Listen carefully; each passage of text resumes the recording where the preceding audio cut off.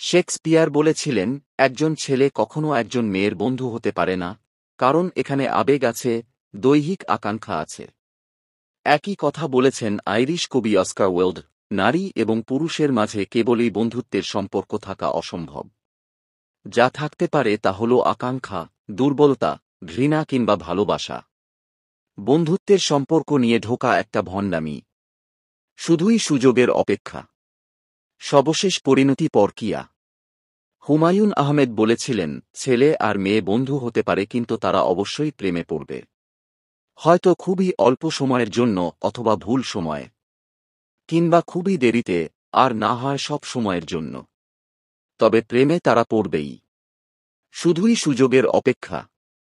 সত্যি বলতে, ছেলে ও মেয়েতে শুধুমাত্র বন্ধুত্ব অসম্ভব ও প্রকৃতি বিরুদ্ধ।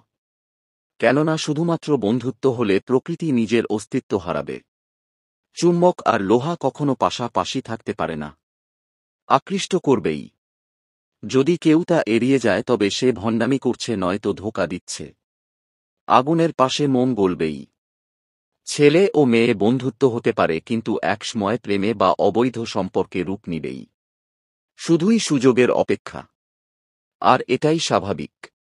তবে তাদের এই মন্তব্যগুলোকে জোরালোভাবে সমর্থন দিচ্ছে ফোর্থেশেপ, যার অর্থ হচ্ছে ছিনালি করা।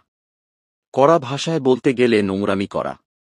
তাই অভিভাবকসহ সবাইকে এ ব্যাপারে এখনই বিশেষভাবে সতর্ক হওয়া আবশ্যক। নয়তো আমরা ক্রমান্বয়ে ওই সংস্কৃতির দিকে অগ্রসর হব, যখন একটা ছেলে কিংবা মেয়ে নিশ্চিতভাবে বলতে পারবে না তার বাবা মাকে। তাই লক্ষ্য রাখুন, আপনার বোন কিংবা মেয়ে, স্বামী কিংবা স্ত্রী, ভাই কিংবা ছেলে, কাদের সাথে মিশছে। নিজেকে ও এ বিষয়ে বিশেষভাবে সতর্ক রাখতে হবে। কারণ শয়তান সব সময় মানুষের পিছনে লেগে আছে তাকে বিপথগামী করার জন্যে। সঙ্গটাই এইখানে সবচেয়ে বেশি গুরুত্বপূর্ণ।